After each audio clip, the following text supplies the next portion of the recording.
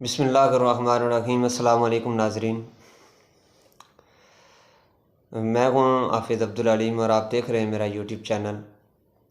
ناظرین، آج ہم بات کریں گے نبی علیہ الصلاۃ والسلام کی ان خصوصیات پر جو کہ اللہ تبارک و تعالیٰ نے نبی علیہ الصلاۃ والسلام سے پہلے بھی کسی بھی پیغمبر کو، کسی بھی نبی کو عطا نہیں فرمائی تھی، اور یہ نبی علیہ الصلاۃ والسلام کے فرمان گرامی کے اندر ہی موجود ہے۔ آپ علیہ الصلاۃ والسلام فرماتے ہیں کہ مجھے اللہ تعالیٰ نے تمام انبیاء پر 6 خصوصیات میں فضیلت دی ہے۔ 6 چیزوں کے اندر مجھے اللہ نے تمام نبیوں پر فضیلت دی ہے۔ وہ کون کون سی ہیں؟ آئیے دیکھتے ہیں۔ نبی علیہ الصلاۃ والسلام فرماتے ہیں فضلت علی الانبیاء بست، کہ اللہ تعالیٰ نے مجھے 6 چیزوں کے اندر تمام انبیاء کے اوپر فضیلت اور فوقیت دی ہے۔ کون کون سی ہے؟ آپ علیہ السلام نے فرمایا اعطیت جوامع الکلم، مجھے اللہ نے جوامع الکلم عطا کیے ہیں۔ جوامع الکلم کا مطلب کہ اللہ تعالیٰ نے مجھے جامع کلمات سے نوازا ہے، یعنی اللہ تبارک و تعالیٰ نے مجھے یہ خوبی عطا فرمائی ہے، مجھے یہ خاصیت عطا فرمائی ہے کہ میں تھوڑے الفاظ کے اندر زیادہ مفہوم اور زیادہ مطلب کو بیان کر دیتا ہوں۔ یہ ہے جامع کلام۔ اللہ تعالیٰ نے مجھے یہ جامع کلام عطا فرمائی ہے۔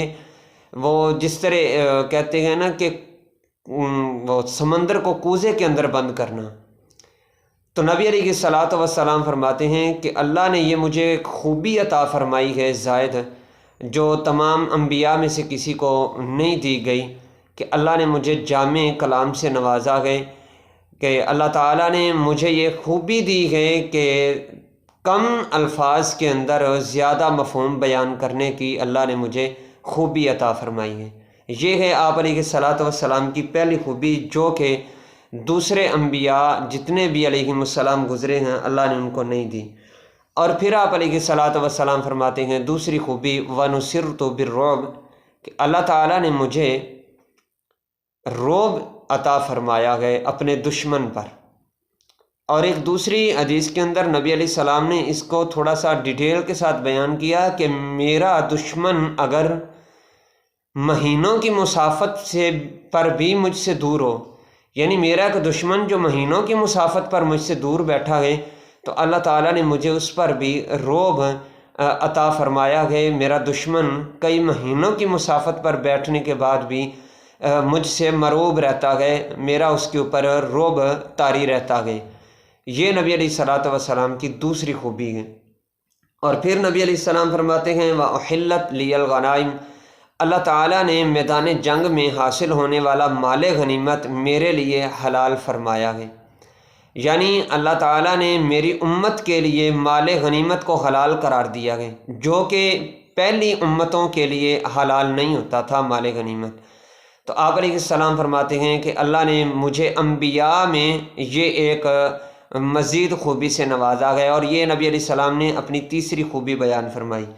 اور پھر آپ علیہ السلام نے فرمایا وَجُعِلَتْ لِيَ الْأَرْضُ طُهُورًا وَمَسْجِدًا، اللہ تعالیٰ نے پوری کی پوری زمین کو میرے لیے ایک تو پاکیزگی کا سبب بنایا ہے، طہارت کا سبب بنایا ہے، اور دوسرا میرے لیے اللہ نے پوری کی پوری زمین کو مسجد قرار دیا ہے، یعنی کہ مٹی کے ساتھ میری امت کے لوگ طہارت حاصل کرنا چاہیں تو وہ کر سکتے ہیں، اور اس کی کئی ساری مثالیں نبی علیہ الصلاۃ والسلام کے دوسرے فرامین کے اندر موجود ہیں مٹی کے ساتھ طہارت حاصل کرنے کی۔